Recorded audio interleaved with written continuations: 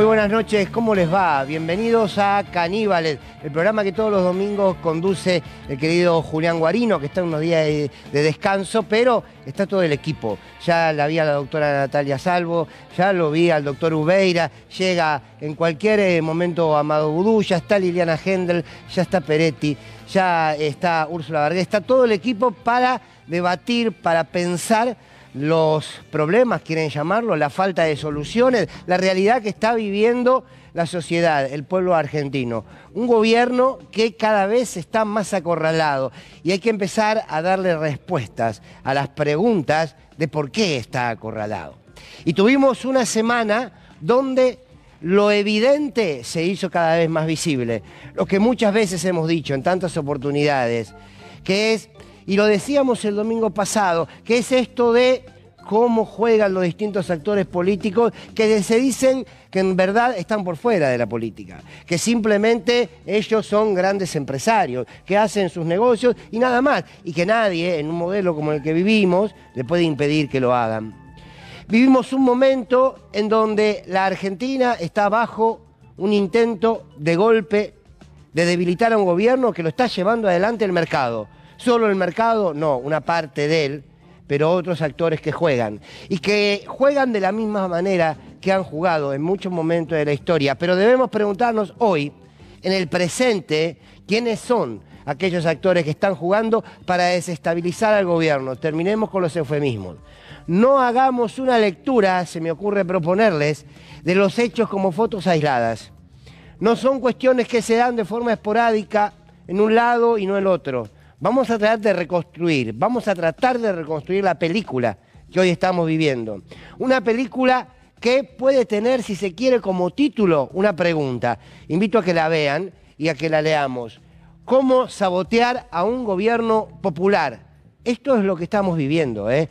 Muchos la contarán de otra manera, que la cuenten como quieran, pero esto es lo que estamos viviendo. Un sabotaje al gobierno popular. Claro. Hay varios de los actores y el más central de esta semana fue el dólar. Pero el dólar no baja o sube gobiernos. El dólar no tiene piernas ni manos, ni firma ni deja de firmar. Al dólar alguien lo maneja, al dólar alguien lo determina.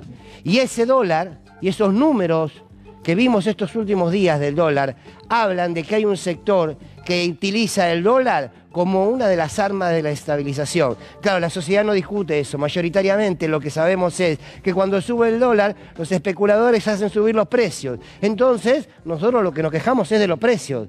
Claro, pero el dólar es parte de las armas que están en juego para desestabilizar al gobierno. Fíjense, cuando se fue Guzmán, el dólar estaba a 239 pesos. Estamos hablando del 1 de julio. Pasaron 23 días. Al 24 de julio, 21 días desde que asumió Batakis, el dólar está a 338. ¿Alguien puede explicar por qué? Pero de verdad, no la explicación de la confianza de los mercados, la incertidumbre, no. ¿Alguien puede explicar de verdad por qué? ¿Será porque esos sectores quieren ganar más? ¿Será porque, entre otras cosas, la inflación que estamos viviendo en la Argentina y en el mundo es una inflación por acumulación de capital y del poder económico en manos de unos pocos? Esta es la inflación que estamos viviendo hoy. Y a través del dólar están buscando desestabilizar. No hay otra explicación. Cuando empiezan a mezclar las palabras vinculadas a la economía, esas que nos cuesta entender mucho, es porque la intencionalidad es otra. Y el dólar se dispara, y el dólar ilegal, llamémoslo ilegal, no blue. Demos una disputa por el lenguaje también. Llamemos dólar ilegal a lo que ellos llaman dólar blue, a lo que ese mercado golpista, desestabilizador, llama dólar blue. Que lo definen 5 o 6, y lo definen con dos intenciones, una económica y otra política, que siempre van de la mano. ¿Quieren ganar más? Claro que sí. Pero también, ideológicamente, quieren que un gobierno popular termine antes de tiempo. La imagen de los silobolsa, la imagen de esa porción del poder económico, de ese sector del campo al que no le importa nada que en la Argentina más de la mitad de nuestros niños y niñas menores de 16 años sean pobres. Esa es la foto de los que no les importa nada que el 40% de nuestra población sea pobre, a los que no les importa absolutamente nada lo que le pueda suceder al pueblo argentino, porque se paran sobre la idea de la meritocracia, porque se paran sobre la idea de esto me lo gané. Y bueno, yo soy un productor independiente, como si la tierra que trabajasen les hubiese caído del cielo, como si cuando tienen que ir a pedir tasas bajas, como cuando si tienen que ir a pedir préstamos para comprar un tractor, no se los da el Estado. Estos sectores, esas imágenes, mírenlas, son las armas de un golpe de mercado, son los nuevos tanques. Cambiaron las metodologías, vieron, pero los objetivos no. Claro, pero no está solo esa porción del mercado. Tiene, como otro de sus brazos, ejecutores de este proceso de desestabilización, a un sector de la justicia, a la Corte Suprema de Justicia, por ejemplo. Una Corte Suprema de Justicia que tiene preparado la proscripción de Cristina Fernández de Kirchner en el caso de que quiera ser candidata. Cristina Fernández de Kirchner dice sí, entre otras cosas, ¿por qué? Porque dice, ya está firmado el fallo, ¿eh? Yo sé que me van a condenar. ¿Quieren escucharla? Ahí está la vicepresidenta hablando de lo que sin duda está convencida que va a pasar con la causa de vialidad, que terminará llegando a un fallo condenatorio. La Corte de los Cuatro falló exactamente como anticiparon esos medios, rechazando todos y cada uno de los recursos y las medidas de prueba que habíamos solicitado. Se le sumó el prejuzgamiento explícito y descarado de los cuatro cortesanos como un aval anticipado para la condena, que tal como dije el 1 de diciembre del 2019 ante el Tribunal Oral, ya la tienen escrita y creo, a esta altura, hasta firmada. Sí, la tienen escrita y la tienen firmada. Y ahí está.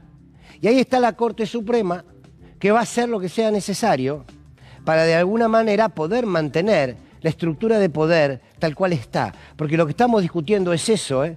Porque lo que estamos discutiendo es una estructura de poder económica que va de la mano de una estructura de poder judicial, y ahora vamos a ver que recorre otros caminos también, para sostener el statu quo.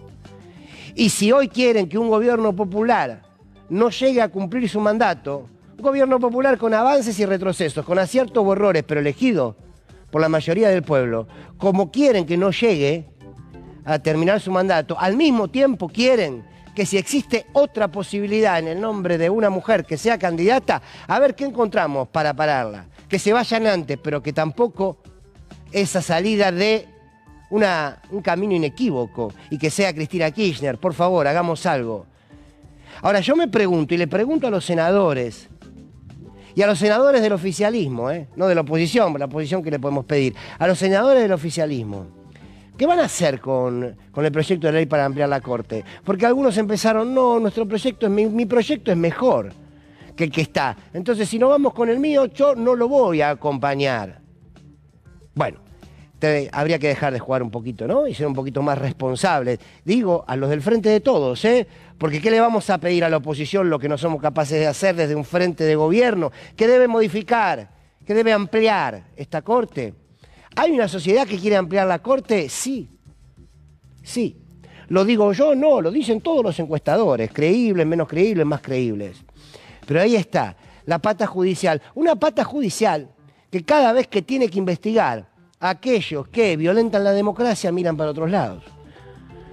Una pata judicial que, insisto, es un partido político. Un partido político que va de la mano con los partidos políticos más tradicionales. Por ejemplo, el de Juntos por el Cambio. Y ahí aparece Patricia Bullrich, Horacio Rodríguez Larreta. Horacio Rodríguez Larreta, casi en un hecho humorístico, dijo el otro día, nosotros no vemos que haya vocación de diálogo, así que no vamos a ir a dialogar. Yo no le podría decir, no te convocó nadie, Larreta. Le podría decir Kicillof, porque se manipuló algunos dichos de Kicillof. No se convocó a la oposición.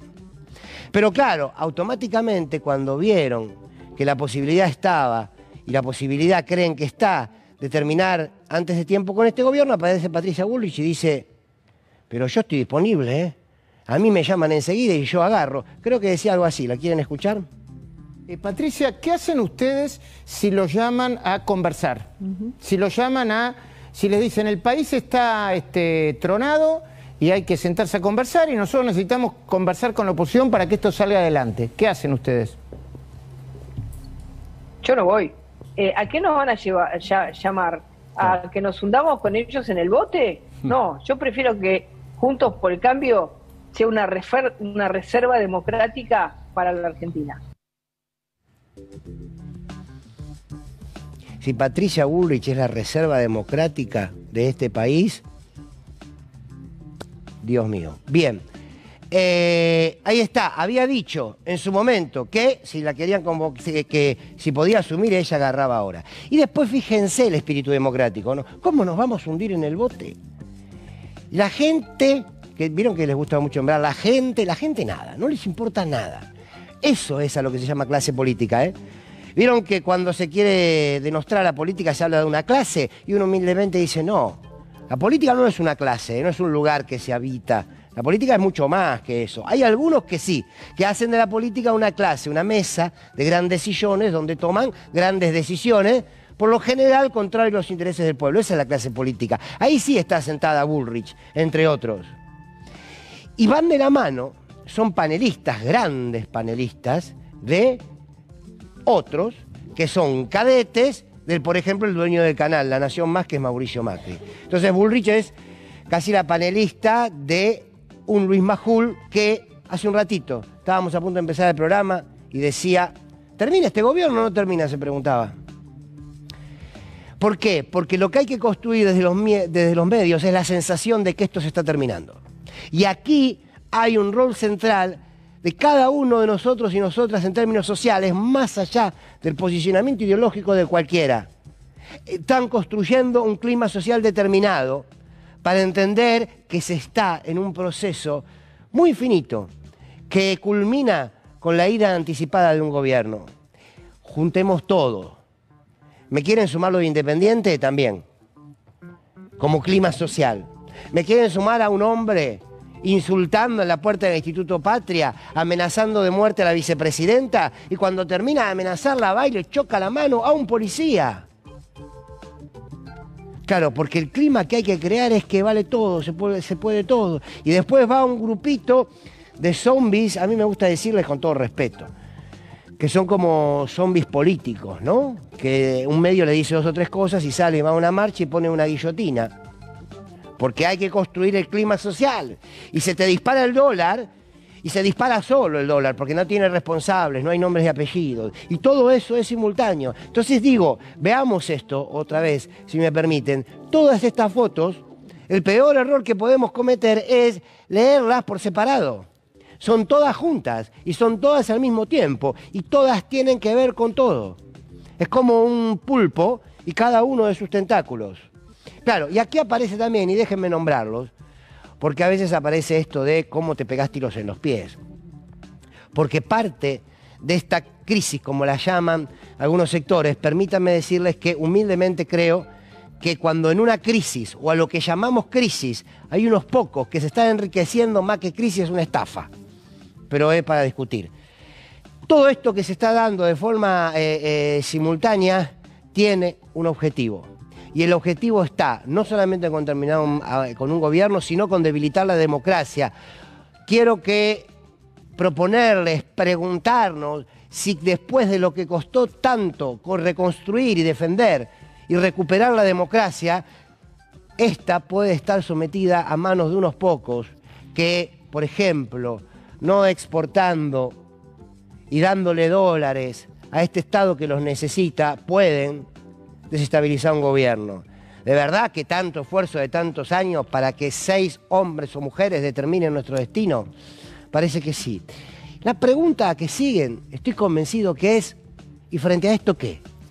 Porque alguien espera algo de la sociedad rural. Por más que canten color esperanza, no sé, alguien espera algo de la sociedad rural, hay que repasar la historia. ¿De qué lado del mostrador se puso cada vez que había que defender los derechos del pueblo? ¿Se espera algo de una oposición que fue capaz de estafar a la Argentina con un endeudamiento histórico? ¿Se espera algo de esta Corte Suprema? Todos imputados por distintas causas, 2 de ellos puestos a dedo. ¿Se espera algo de esa porción de la sociedad que tiene un sentimiento casi de odio a los sectores más populares? No. No. Entonces, quizás debiéramos pensar que hay que no dejar de observar y de pensar en lo que hace cada uno de ellos, pero preguntarnos cuál es la respuesta a todo esto. ¿Qué se va a hacer ante todo esto? Porque las palabras son gratis, los hechos tienen costos. Bueno, es tiempo de hechos. ¿Qué se va a hacer con todo esto? ¿Se va a invitar a un café para seguir dialogando? Bueno, el presidente, Alberto Fernández, dijo qué se va a hacer con todo esto. Y lo que les pido a todos es que entendamos lo que nos está pasando. Porque los necesito a todos movilizados, acompañando una oportunidad que tiene la Argentina y que no debemos perder. Es la oportunidad de crecer con dignidad, dándole el lugar al conocimiento, a la ciencia y a la tecnología, el lugar que merece, y poniendo a cada argentino en un lugar de trabajo. Y sepan que los que me quieren torcer el brazo, no me van a torcer el brazo porque sé que cuento con todos y cada uno de ustedes. Dos puntos centrales que al menos me parece importante destacar de los dichos por el presidente. Los quiero a todos en la calle. Bien, si a la dirigencia política, si la dirigencia de los organismos sociales, si la dirigencia de los movimientos políticos, de los partidos políticos, de la sociedad organizada no tiene problemas auditivos, ahí hay una línea.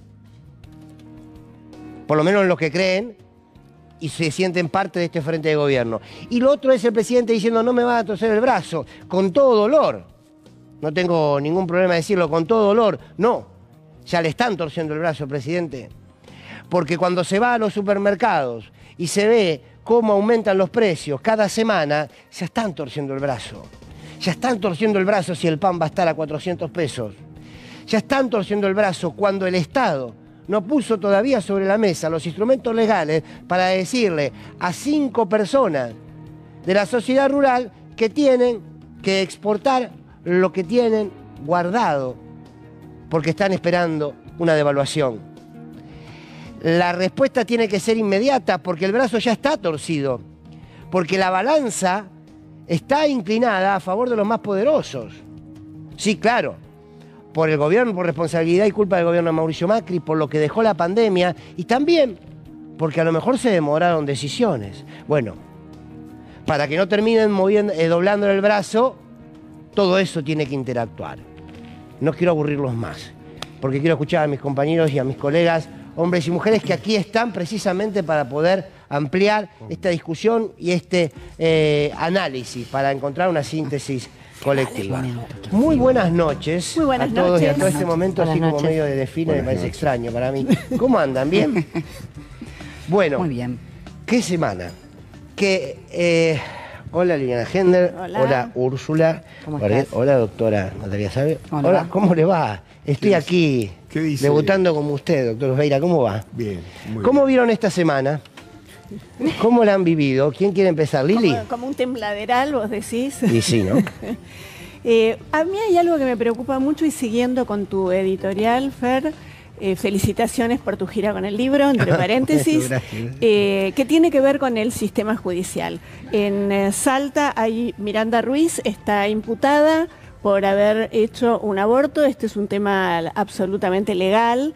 Entonces, hay algo que me preocupa de lo que vos planteabas y de este episodio que parece aislado, que es mostrarle a la gente que todo tiene que ver y que este sistema judicial es el mismo sistema judicial que va a hacer todo lo posible para proscribir, para hacer que Cristina no pueda competir, para que no se pueda presentar, y es el mismo sistema que atenta contra los derechos de las mujeres, que detiene a personas, por ejemplo en este caso a Miranda, de quien se está pidiendo el sobreseimiento, ya no está detenida, que separa, que descuida de los niños y niñas abusados, que no atiende a las madres protectoras. Este es el mismo sistema judicial. ¿Cómo hacemos para que la gente se dé cuenta que esta corte y este sistema judicial tiene que ver con nuestra vida cotidiana, con la comida, con la mesa y con la cama de nuestra cotidianeidad?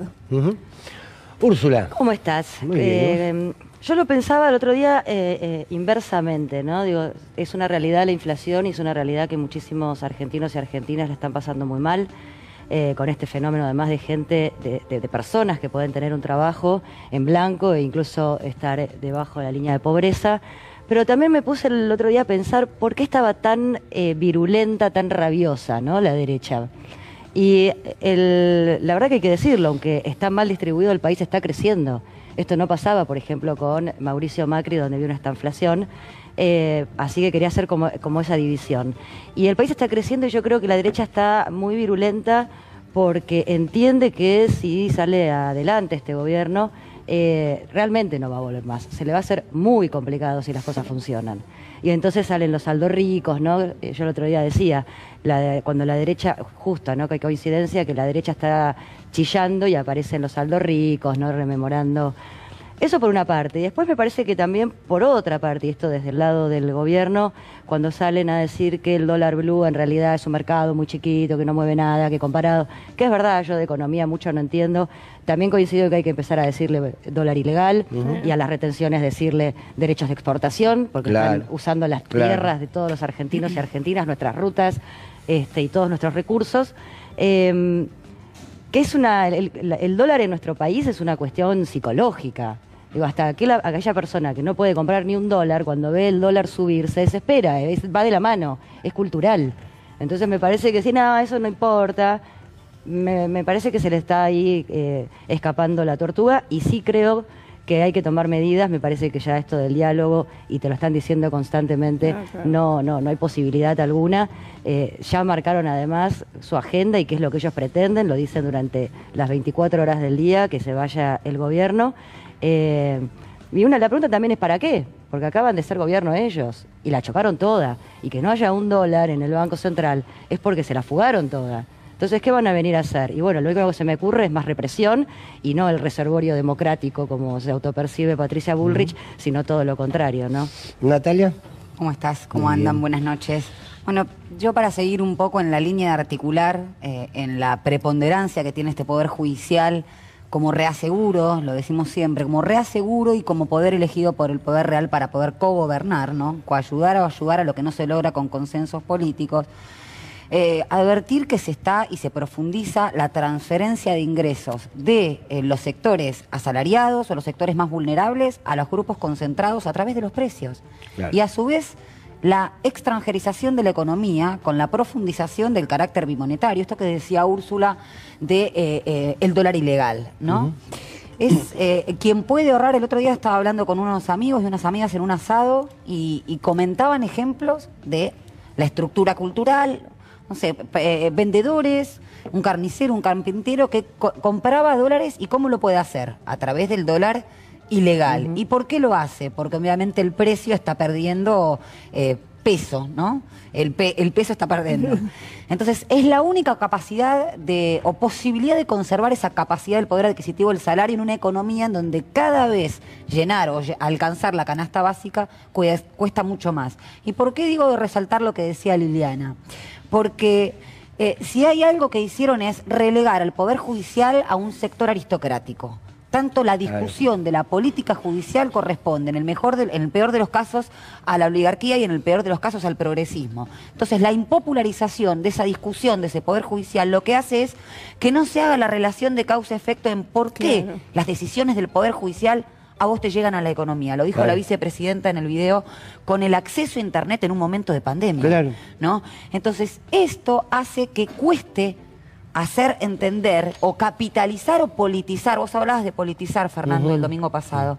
El politizar, ¿por qué ese descontento del 82% de los argentinas y argentinos con el Poder Judicial tiene que ver con su vida cotidiana? No solamente con la proscripción política que quieren instalar, sino también con la imposibilidad de llevar a cabo un programa transformador socioeconómico para esas grandes mayorías. Y esto lo dejo para después, para darle paso al gallego. La ley de desabastecimiento. Si se llega a adoptar una medida de esas características, ¿quién va a estar atrás? Va a estar la Corte el reasegurado. Y bueno, a eso vamos. ¿Cómo la ves? Yo siempre estoy deseoso de este tipo de momentos disruptivos de la sociedad, porque generalmente detrás de la enorme crisis se genera alguna cosa que alumbre, Lo veo al presidente hasta más movilizado con eso de que no le van a torcer el brazo. Quizás a la hora se dé cuenta que tenga que ser un poquito menos dialoguista. Pero quisiera arrancar hoy con esa frase maravillosa que cuando uno entra a la rural ve en los frontispicios de la rural que dice cultivar el suelo es servir a la patria. Y cuando veo los Silo Bolsa, pienso que creo que no están con un gran interés en servir a la patria. Pero no soy de leer, pero creo que vale la pena leer este párrafo. La sociedad rural se fundó en el año 1866. Y el Financial Times, en algún momento determinado, dijo: el mayor enemigo de la moneda argentina sana han sido los estancieros. Como principales terratenientes y productores de su país, su interés radica en poder pagar sus gastos con papel moneda y obtener altos precios en oro por la venta de sus productos.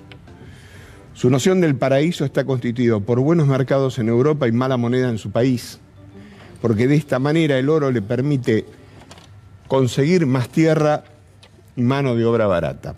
Esto lo escribió el Financial Times el 7 de junio del año 1886. O sea, 20 años después de que se hubiera fundado la Sociedad Rural Argentina.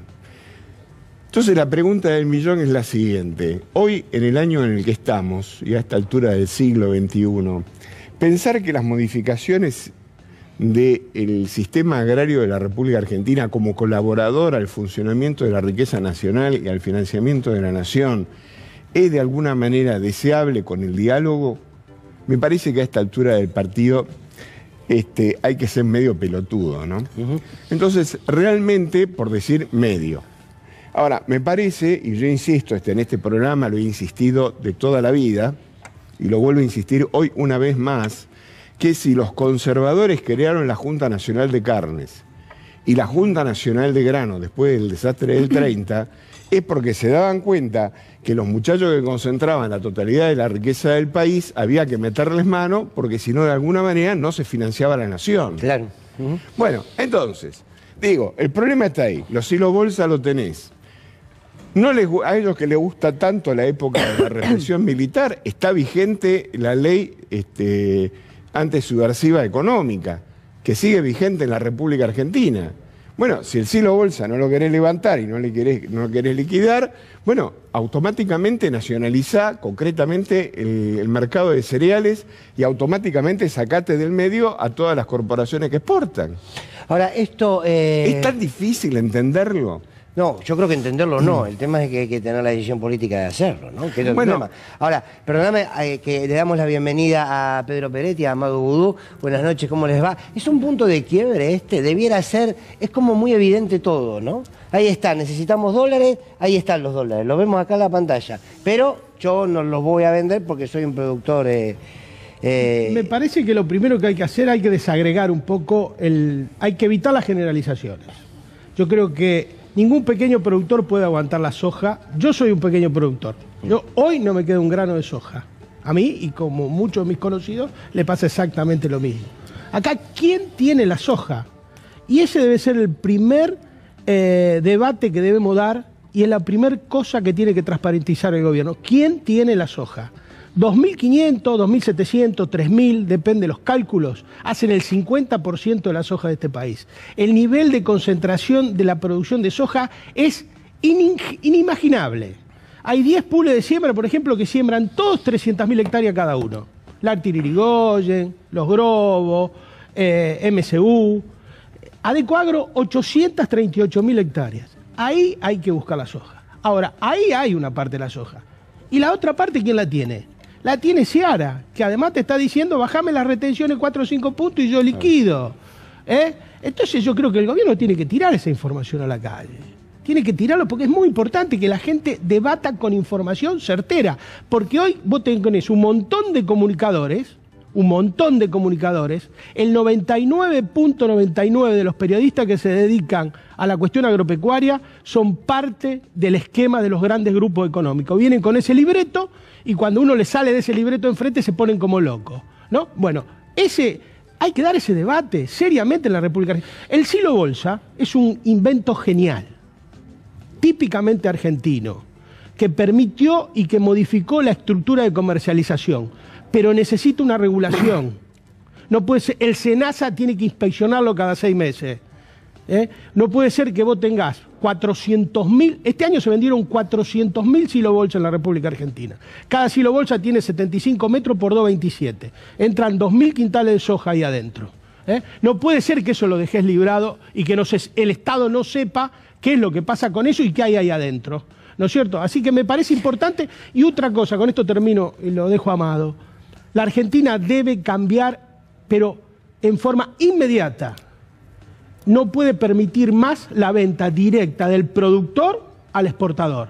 Todo debe pasar por cooperativas y acopio, por intermedio. Esa le da una posición dominante increíble. En Estados Unidos no se puede hacer. Vos podés tener un frigorífico y un filó, pero no podés faenar carne de tu filó en tu frigorífico. Tenés que salir al mercado a comprar. Y si vos sos un productor del medio oeste norteamericano, tenés un 20% de descuento si le vendés a una cooperativa o un acopio local. Y no se la vendés a las transnacionales. Es Estados Unidos, no Chávez.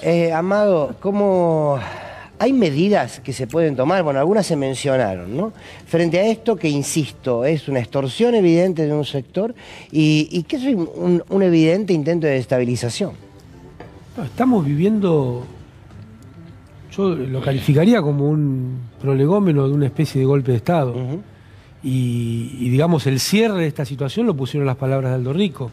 Claro. Vos tenés, desde mi humilde visión, articulado un ataque especulativo financiero muy, muy potente, un trabajo desde parte del sector judicial, y Aldo Rico le puso la fruta, además de las cosas inverosímiles que se dicen del presidente de la Nación.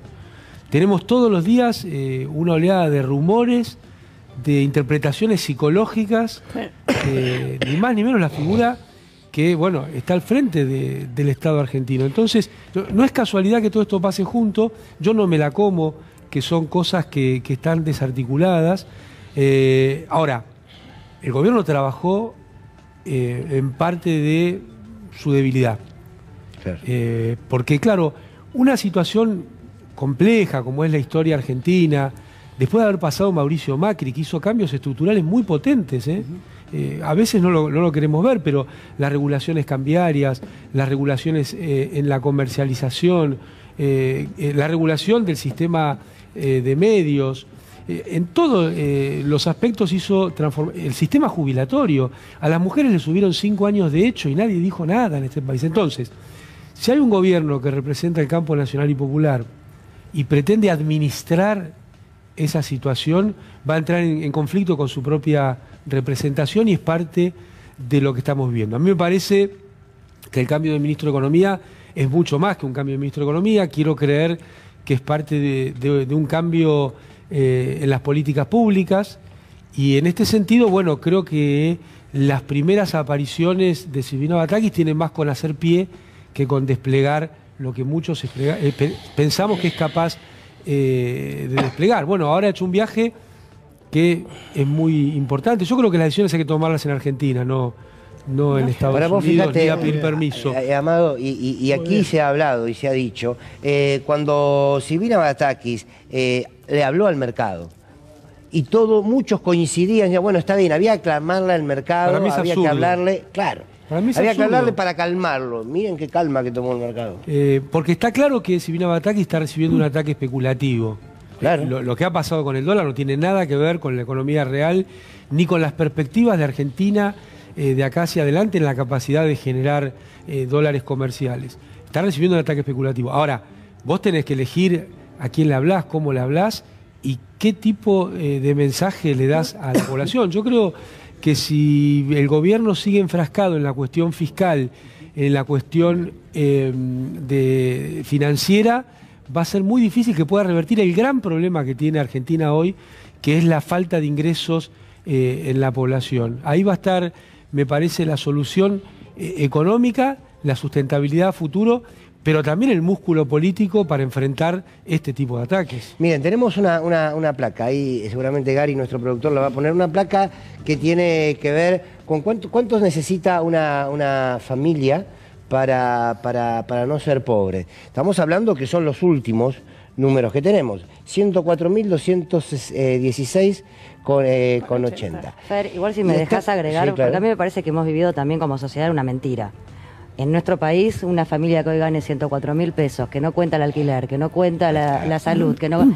sos pobre. Pero, y digo, aparte, me parece pero me parece que es un fenómeno que lo vivimos en el pasado, donde era la diferencia regional, era que Argentina tenía una clase media bastante amplia, un poco mejor, un poco más baja, pero era un gran colchón amortiguador de muchas medidas, y bueno, los ricos de siempre. Y nos hicieron creer, con el paso del tiempo, que vos le preguntás a cualquiera qué clase es, te dice clase media, cuando no lo es.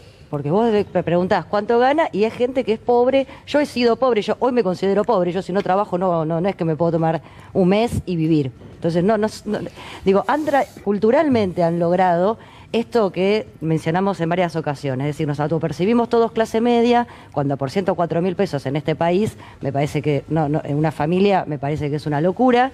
Entonces siempre es a la baja, ¿no? Cuando tenés el salario mínimo vital y móvil en 45, por eso, va a estar en 48 horas. Pero es una vergüenza. Ya termino con esto. Y así retomo lo que decía el gallego con el tema de que también se ha instalado que el campo es la Argentina, ¿no?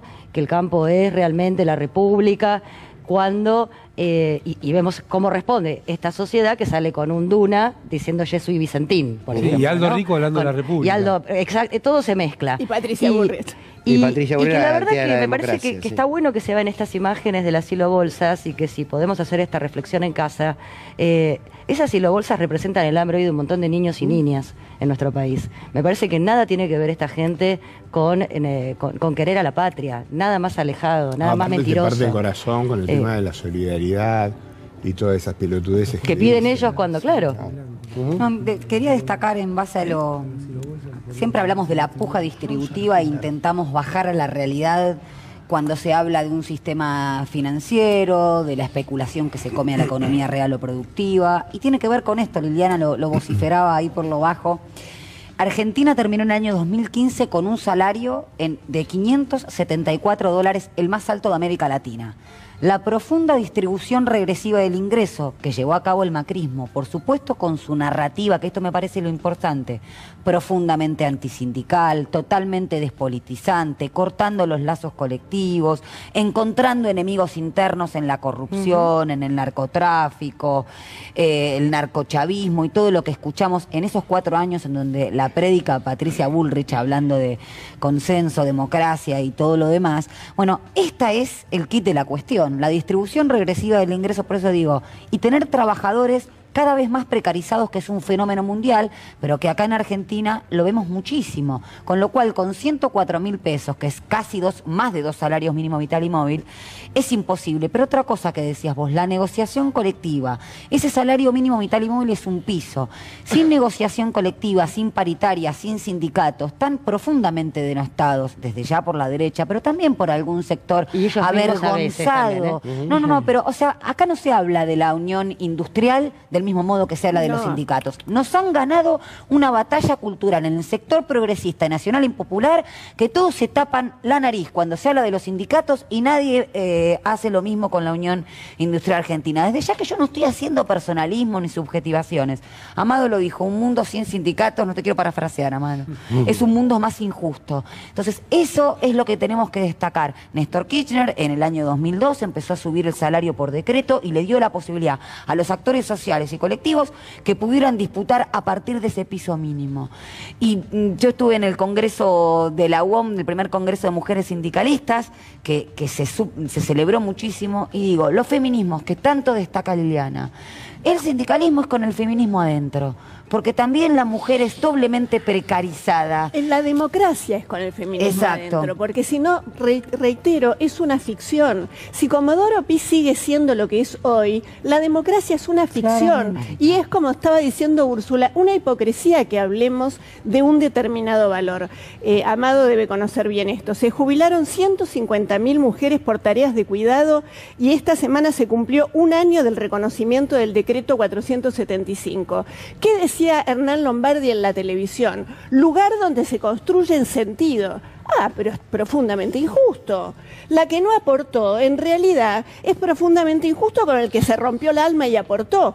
obviamente desconoce de una manera no inocente, primero, que el que no aportó estando en un trabajo es porque no aportaron quienes lo contrataron. Claro. Y segundo, que las mujeres hacemos mayoritariamente una tarea de cuidado que no recibe ningún salario. Por lo tanto, tal como decía Natalia, la mujer está profundamente precarizada. Es curioso, ¿no?, que el capitalismo le asigna precio a todos, menos al trabajo más importante no para el sostenimiento claro, maternar, cuidar, de la humanidad. Vos alimentar. fíjate, cuando se hizo la moratoria provisional original, en el año 2006, el 80% de los 3 millones de personas que se jubilaron fueron mujeres. Esto te da una medida de la injusticia que había, que aún hoy está vigente, pero la injusticia que hay en el tema de cómo se remunera a las mujeres. Nosotros nos decían burlonamente que era la jubilación de amas de casa, y nosotros inflábamos el pecho, porque sí, realmente es la jubilación para las amas de casa y el reconocimiento que se ha hecho. Por eso es importante que ahora el presidente haya sacado por decreto, junto con Fernanda Raberta, estaba en esa foto, poner en marcha la moratoria, mientras el Congreso decide qué va a hacer. Es muy importante esta medida y tiene mucho que ver con lo distributivo. Bien, si les parece, escuchemos a Hugo Yasky, que habló precisamente de lo que significó ampliar esta moratoria y la posibilidad de que muchos y muchas se jubilen. Que es un hecho muy positivo, que demuestra que se puede usar la lapicera a favor del pueblo, que demuestra que no todos los decretos de necesidad y urgencia, como los que firmaba Macri, son para joder al pueblo. Creo que es una medida positiva que viene a, digamos, a saldar una injusticia, es decir, la gente que no aportó trabajando, por ejemplo, mujeres en tareas de casas particulares, no eligió no aportar, es víctima de una situación, y nosotros no podemos permanecer insensibles ante la existencia de millones de personas que hoy estarían a la intemperie absoluta. Bien, aquí me parece que se dispara, que estuvo recorriendo la voz de cada uno de ustedes esta idea que en el fondo aquí hay un problema que es cultural.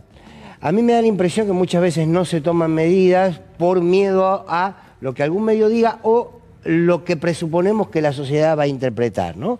Vos lo explicabas con el tema de los sindicatos y de la UIA, lo explicamos, tenemos leyes para ponerle un límite a estos especuladores, sí están, pero quizás mejor no usarlas. Me parece que termina existiendo esta lógica, ¿no? Sí, dejamos que las cosas sucedan dentro del orden establecido. Sí, de todas maneras me parece que hay una decisión de no gobernar.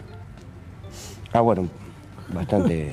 Sí, porque las cosas son claras. Tibio el comentario, sí. Sí, pero es que... Por eso te decía que hablemos parece claro, que administrar y no gobernar. Si no, acá nos sentamos a hablar cosas maravillosas de que resulta que los medios, que ellos son los que tienen los fierros y son los malos. Déjame terminar esto porque es importante para mí.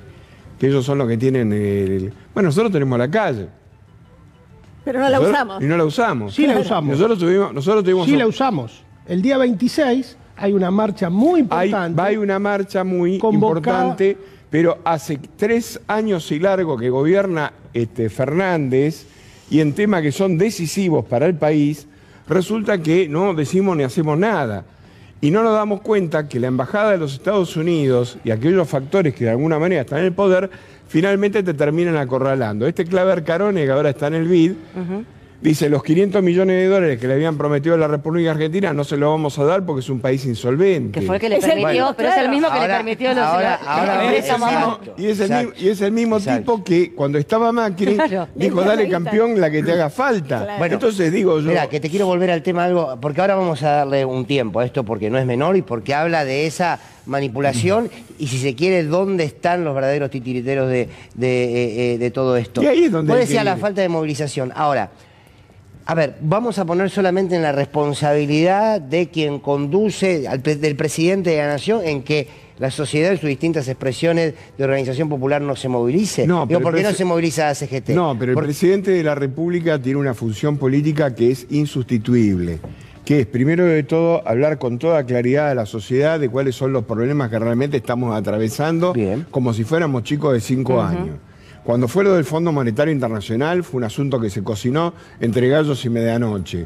O sea, la sociedad no se enteró concretamente de cuál era el pufo y del tamaño del problema que vamos a tener de cara a 100 años. Esto no lo sabe la gente. Entonces, ahora tenemos el tema de los precios. Lo primero que me enseñaron a mí en la facultad, soy abogado, no economista, pero teníamos materia de economía, es que lo primero que define la economía es el precio.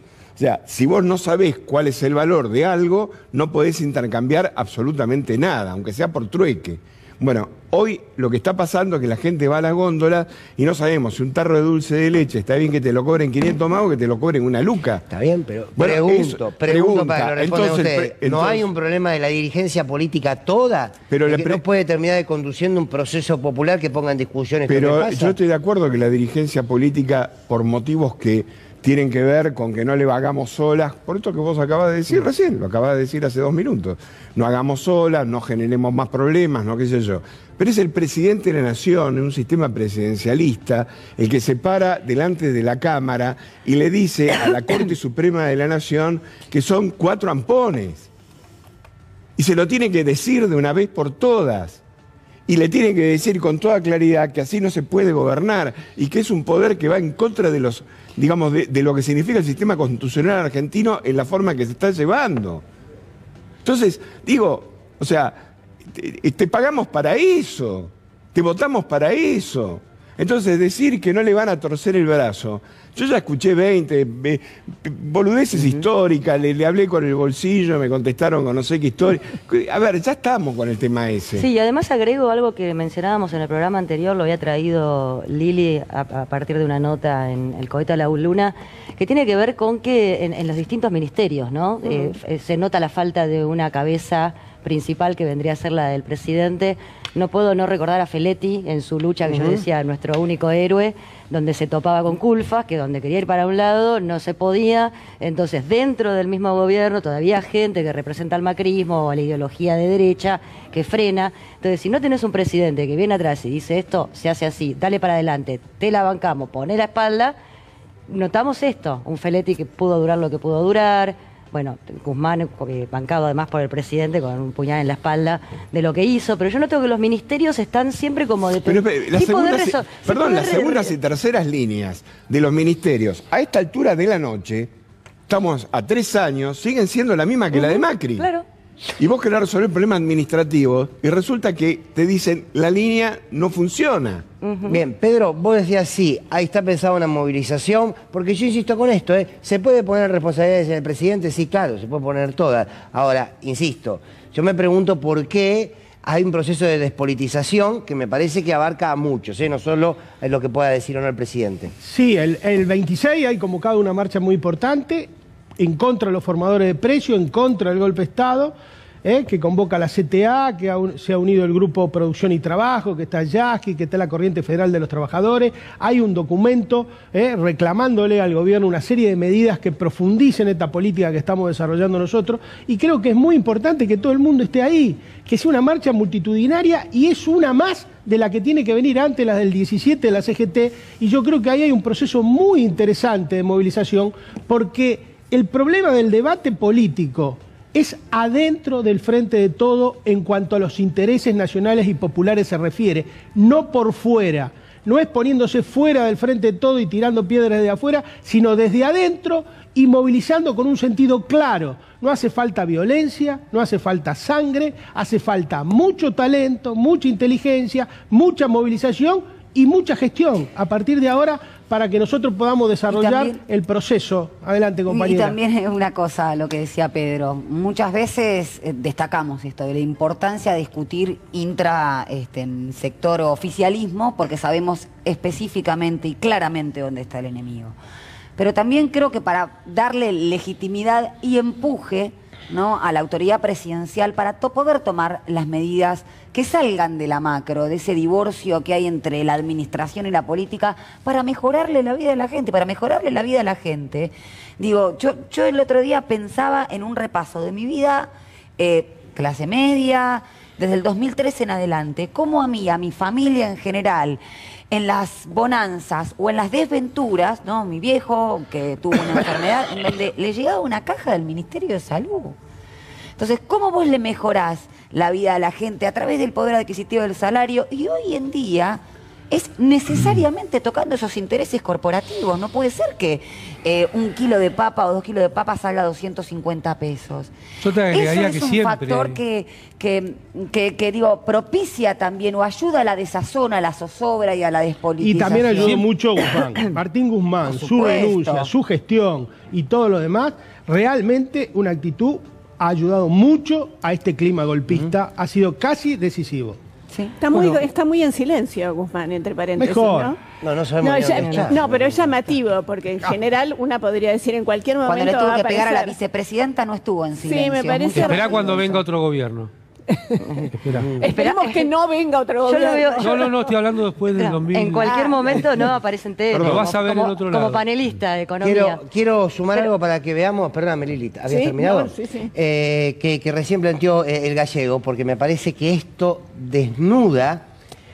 Es la misma persona que le dio los 45, que gestionó para que Mauricio Macri se lleve los 45.000 millones de dólares. Miren, ahí lo informaba, ahí lo tenemos en página 12. Es un país insolvente. Esto lo dijo Claver Carone, que dijo, bueno, miren que no sé si vamos a entregar los 500 millones de dólares del BID que ya estaban acordados. Presidente del BID, además, insolvente. rarísimo, porque en realidad siempre por costumbre eran miembros de América Latina o del Caribe. Claro. Y a este puesto por trampa de dedo también ahí, ¿no? Ahora Trump, digo, que le la dijo persona Filipa que te de generó este préstamo, que sabían que no se lo podían dar a la Argentina, es la que ahora te dice, ay, bueno, soy Fernando, insolvente, yo no tengo primero, nada que ver. los países no son insolventes.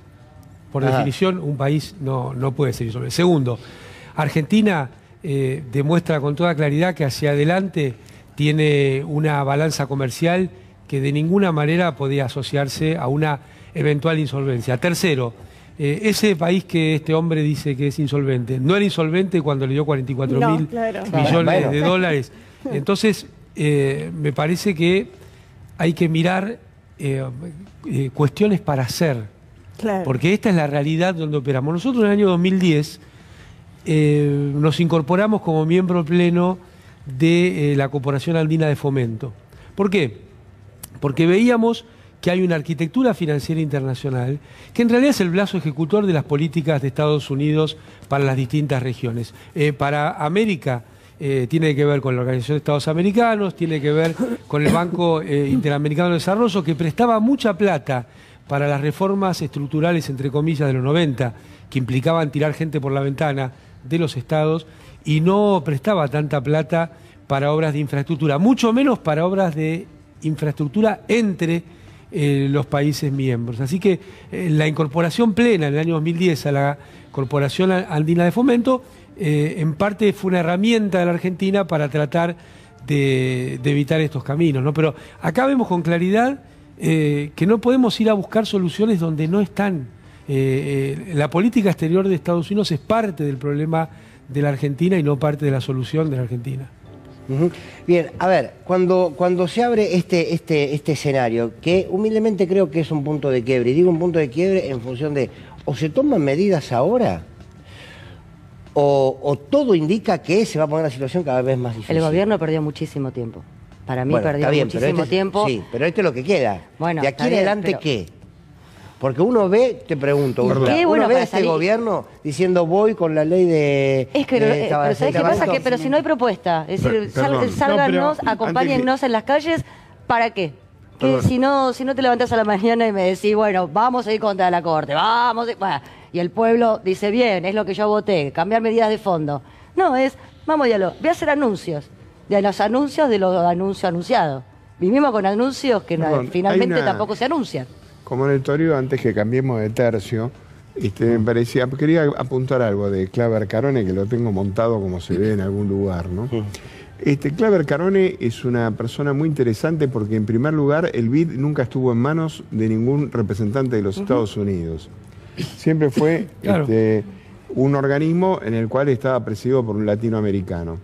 Este señor pertenece al lobby cubano-americano, por supuesto, de la peor condición, con el tema del aislamiento de la isla y compañía. Y aparte es una de las personas que está más vinculado a Almagro, a Luis Almagro, en el tema de OEA. Es un personaje siniestro. Entonces la pregunta es, le diste 45.000 millones y ahora que vamos por 500 millones de dólares, que en realidad... Ya acordados. Ya acordados y qué sé yo. Y ahora dicen que la Argentina es un país insolvente. La pregunta que te tenés que hacer, si sos presidente de la nación, ¿a qué me tengo que ir a sentar con Biden? Porque este señor es el representante directo de la Casa Blanca. O sea, digamos, si hay un representante directo de la Secretaría de Estado de los Estados Unidos de Norteamérica para Latinoamérica, desde el punto de vista financiero, es este señor. Entonces, digo, ha llegado el momento, por ahí a lo mejor, de decir, el rey va desnudo, tenemos que poner en claro de que realmente al gobierno hay que ayudarlo a llegar a fin de año, pero en concreto somos todos nosotros los que tenemos que poner el cuerpo para que esto salga adelante. Y hay que dejarse de melindres en cuanto a que si el funcionario A lo sacamos y ponemos al funcionario B. Me parece que estamos viviendo etapas mucho más complejas, vamos por nuestros mangos, por nuestras familias, por nuestros hijos, fundamentalmente por la subsistencia de los argentinos de cara a los próximos 10 años, como para estar dando vuelta con determinada cantidad de pelotudeces. Ahora, en el sentido de lo que dice el gallego es importante una cosa. Creo que necesitamos un acuerdo político dentro del Frente de Todos. Es fundamental. Es fundamental porque esto hay que tranquilizarlo. Tenemos que terminar, bajar los precios, urgente, y poner todo junto. ¿Pero vos crees que el problema de los precios es por falta de acuerdo dentro del Frente? Hay las dos cosas. Creo que la falta de acuerdo político le dio una grieta a los que suben los precios para que lo subieran y dieran más. ¿No es al revés? No. Claro. Digo, porque si no parece que le estamos poniendo la culpa en el sector más dinámico tal vez del Frente de Todos. Digo, ahora que está como está la situación política ahora, nosotros necesitamos urgente un acuerdo. Que tranquilice esto, que tome las medidas que tenga que tomar. No, la explicación de que los problemas de precios... el problema de precios porque es el argumento de Guzmán. Pero ¿cuál sería un acuerdo? ¿Con quién acordamos? ¿Quiénes acordamos? No, tiene que acordar el Frente, Massa, Cristina y Alberto. Bueno, acá hay que tranquilizar eso, hay que ponerlo eso en prueba, hay que garantizar el proceso interno. Sinceramente creo que la forma de que haya más, si querés vos, acuerdo o tranquilidad, creo que fue la palabra que usaste, es que haya medidas que tengan resultado. Bueno, obviamente, por eso te digo, gestión, movilización, pero tiene que haber un acuerdo atrás en torno a las medidas. El problema es cómo no hay otra salida, muchachos. En ese sentido, busquémosle la vuelta. Hay algo que me parece que todavía no se resolvió dentro del gobierno, que es cómo pasabas de la unidad electoral, porque fue una unidad electoral, a la unidad política. Que eso decía, bien, estos son 3 o 4 o 5 medidas estructurales que nos unen políticamente más allá de lo que pasó en las elecciones. Bueno, la falta de un programa. Al día de hoy. La falta de un programa. Falta un programa. Bueno, eso es así. Ahora, listo, a ver, el pragmatismo te diría, te quedan 20 minutos de partido. Pero ojo con la palabra pragmatismo también, ¿no? Porque podés ser pragmático para cualquier cosa. Sí, claro. La introducción de la palabra pragmatismo en la política, yo creo que ahí tenemos que ser cuidadosos porque... a veces, en nombre del pragmatismo, lo que se quiere esconder es tomar medidas de derecha o tomar medidas pro-establishment. Y eso no necesariamente es lo pragmático. Está Cristina, está garantizado que eso no va a suceder. Yo en eso tengo fe en la conducción de...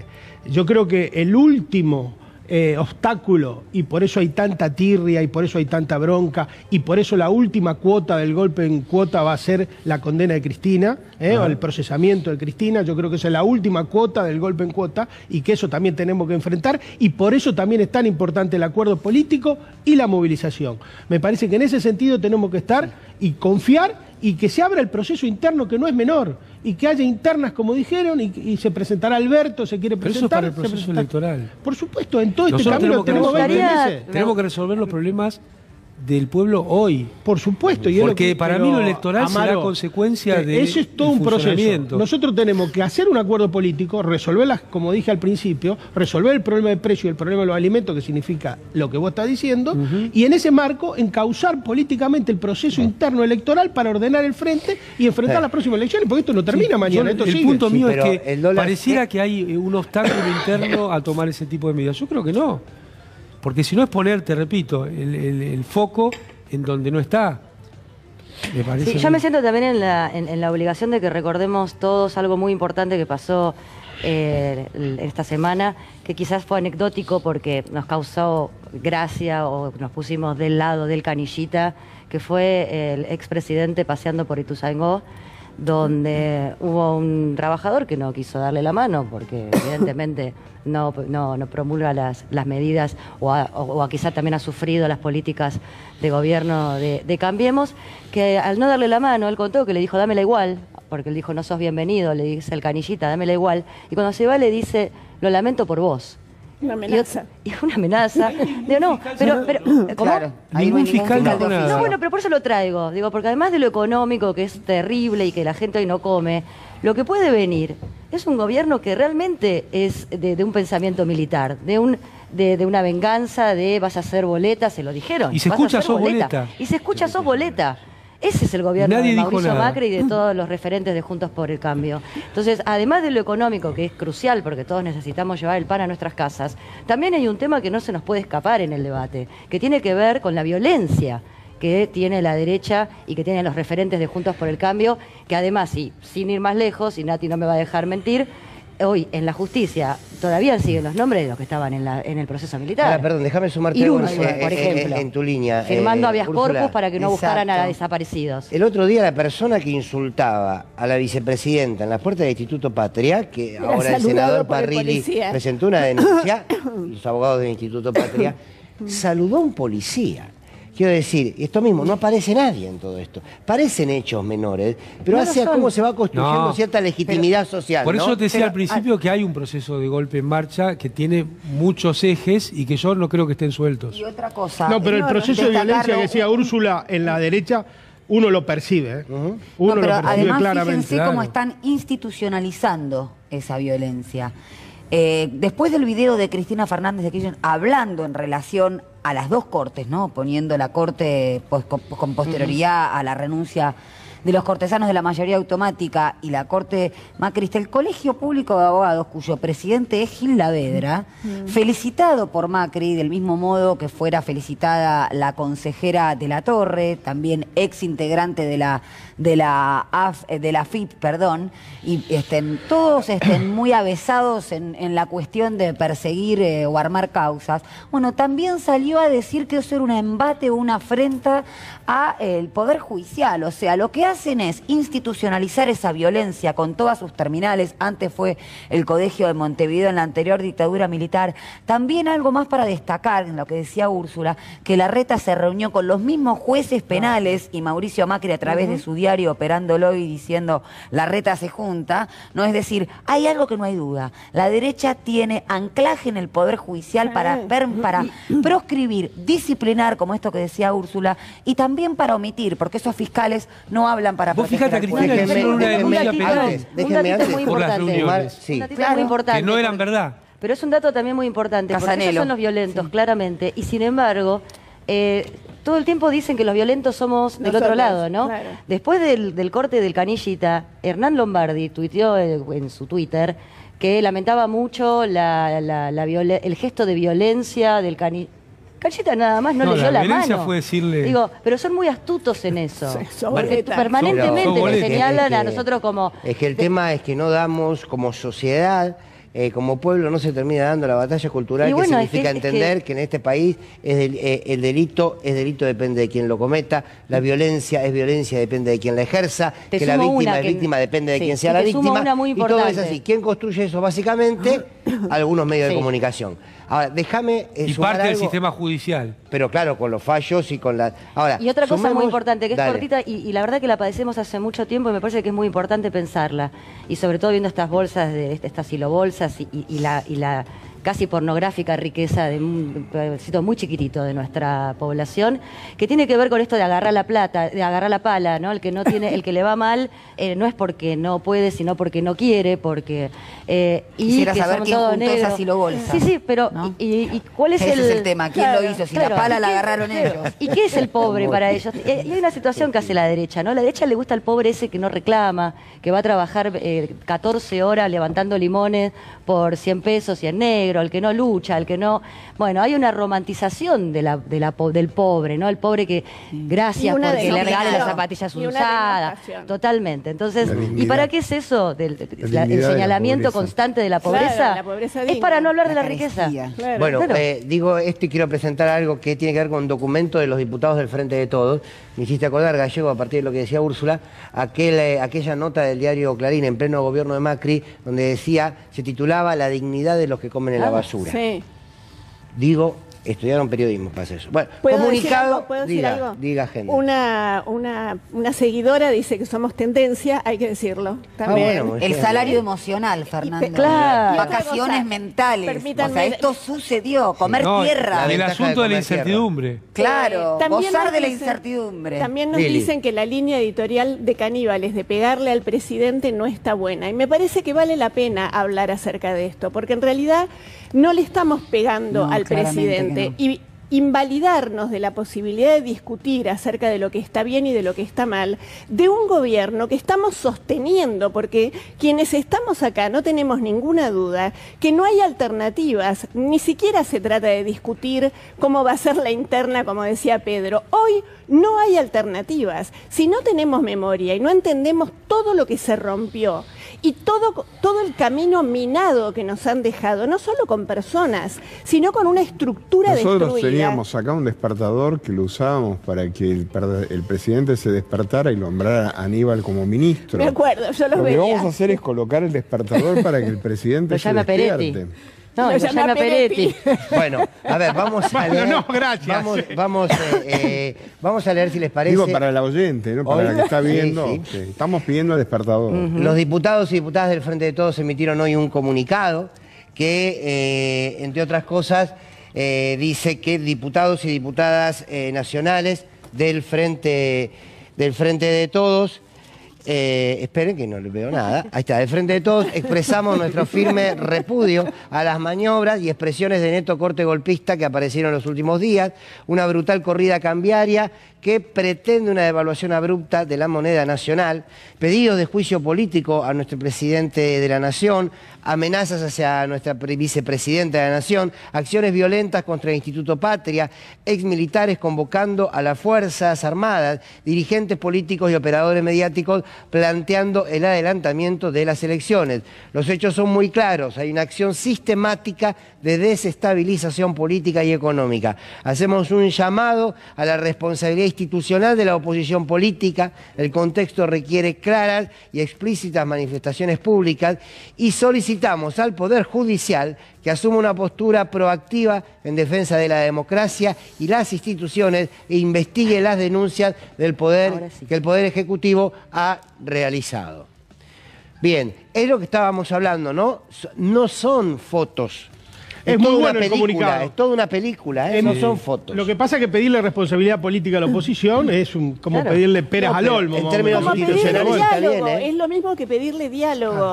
Pero es muy bueno el comunicado, muy oportuno, y yo creo que ese es el camino. Tenemos que sumarle movilización. No hay otra solución. Sin movilización popular no vamos a resolver. Hoy lo dijimos Gallego está más combativo. Desde el principio mismo del programa. No, es un lindo documento, está muy bien. Pero a ver, está bien, hay que expresarse. Está bien porque es una expresión, es un límite que expresa en forma institucional. Está bien. Si los diputados lo dicen, como lo decís vos, está bien. No, está bien, es un buen documento, está bien. Digamos, para ponerlo blanco sobre negro, me parece que estamos viviendo un momento particularmente intenso. Vos no participás del programa en esos días, pero acá si estuviera Julián Guarino y algunos que están acá, hace rato que yo vengo diciendo muchas cosas. Una de ellas que hay que tener ojo en los militares. Sí. Yo lo vengo diciendo hace un rato. Con esto no significa que corramos despavoridos porque los cuarteles están en pie de guerra o se van a sumar. Es más, creo que hoy haya dentro de los cuarteles una visión muy clara de querer apoyar al macrismo, por ejemplo, por decir algo, ¿no?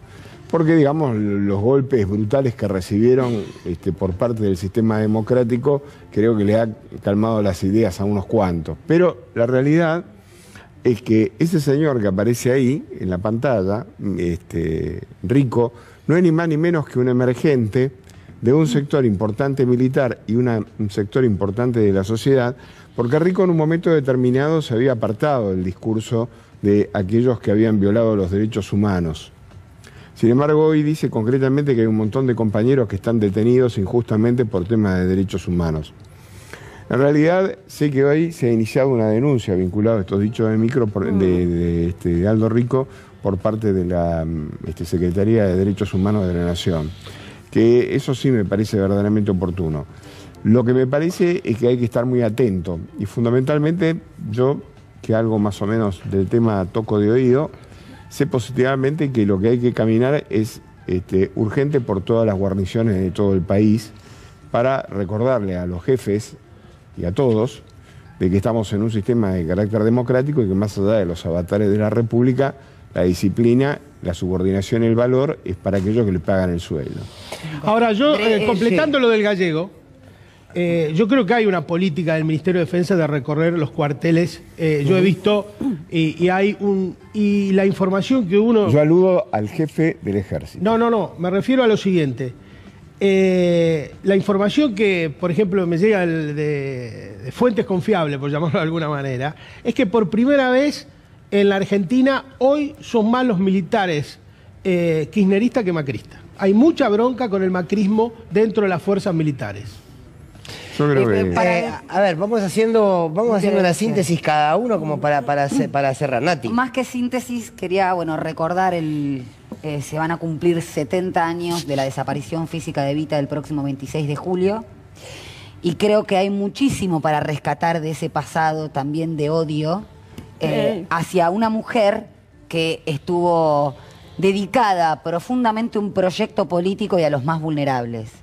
El odio que se inició con ese antiperonismo feroz que hizo que pintaran en su casa viva el cáncer, es a lo que no tenemos que retornar, que hizo el 16 de junio de 1955 bombardeando la Plaza de Mayo.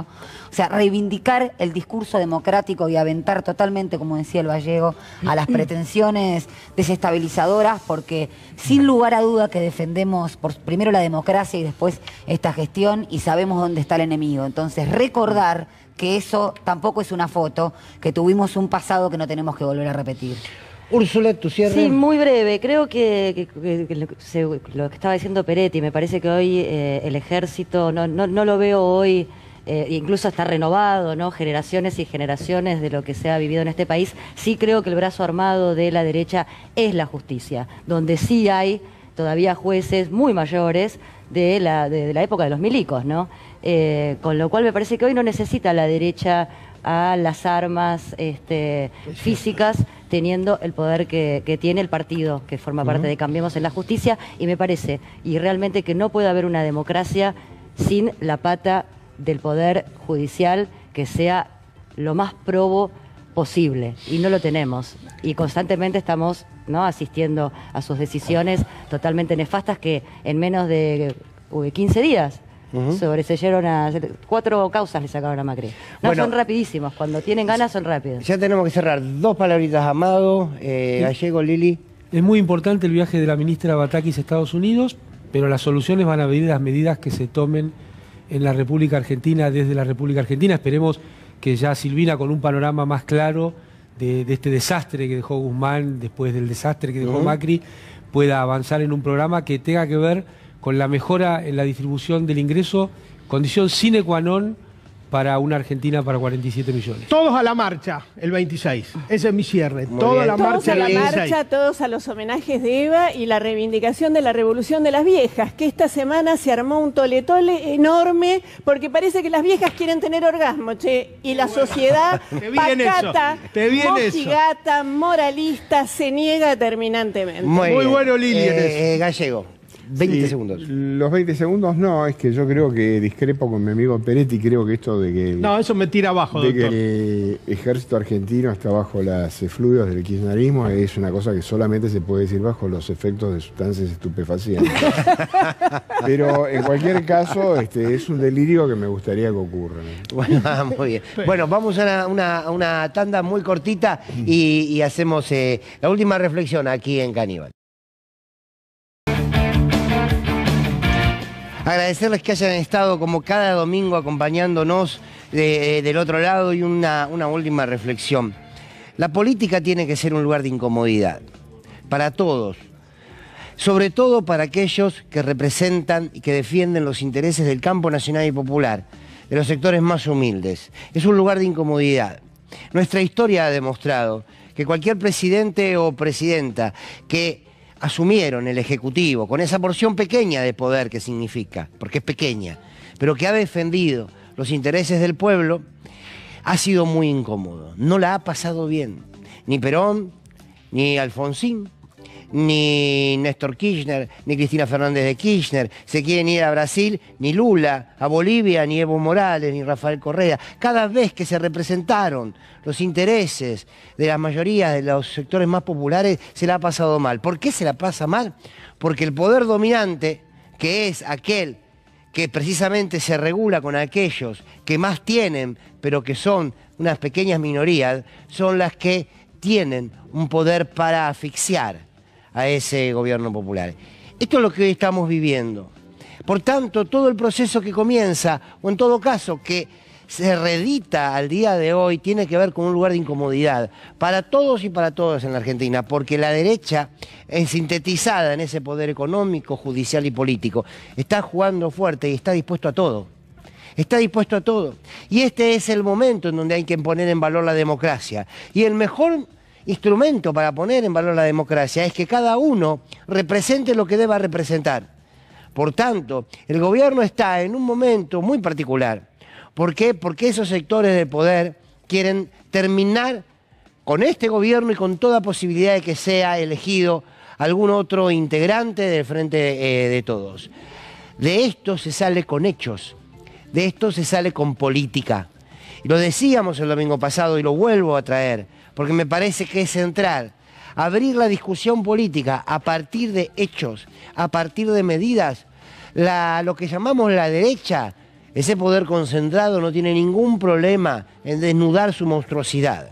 Los escuchamos, los vemos, es monstruoso que unos pocos decidan no exportar lo que tienen acumulado, amarrocado, mientras un país donde hay una enorme porción de él tiene hambre, lo está necesitando. Es monstruosa esa imagen de los silobolsas. Es monstruosa escuchar a cierto sector de la oposición regodearse en este lodo de miserables y de especuladores, sabiendo que eso les sirve políticamente. Esa también es un rostro de la monstruosidad. Como es el rostro de la monstruosidad de un sector del periodismo, casi celebrando que empezó este proceso y que hay que ir por el gobierno de Alberto Fernández. Pero insisto, ante esa monstruosidad no se le puede responder con instancias medias en donde, ¿por qué no hablamos con el monstruo a ver si nos promete que no nos va a comer? Entremos a la jaula del león y vamos a preguntarle al león si nos hace la gauchada y no nos come. Está en su naturaleza. Está en su naturaleza. La naturaleza de quienes conducen los intereses del campo nacional y popular es enfrentar a esto, con la democracia en la mano, con la ley en la mano, pero enfrentarlo. Si no, ya sabemos cómo termina esta historia. Gracias por acompañarnos. Los dejo ahora con uno de mis programas favoritos, que es Fútbol Permitido, y ahí está el querido Pablo Ladaga, que me prometió la daga. Me dijo, hoy hablo de Argentino Juniors, que está puntero. La única manera en la que pueden hablar. Todos los que van a pasar ahora desfilando, que los veo uno a uno, me prometieron. Hoy hablamos de Argentino Juniors porque está primero, más allá de que Tigre ganó, pero bueno. Ladaga, todo suyo, ¿eh? Nos encontramos el domingo que viene. Gracias. Gracias por acompañarnos una noche más aquí en Caníbales.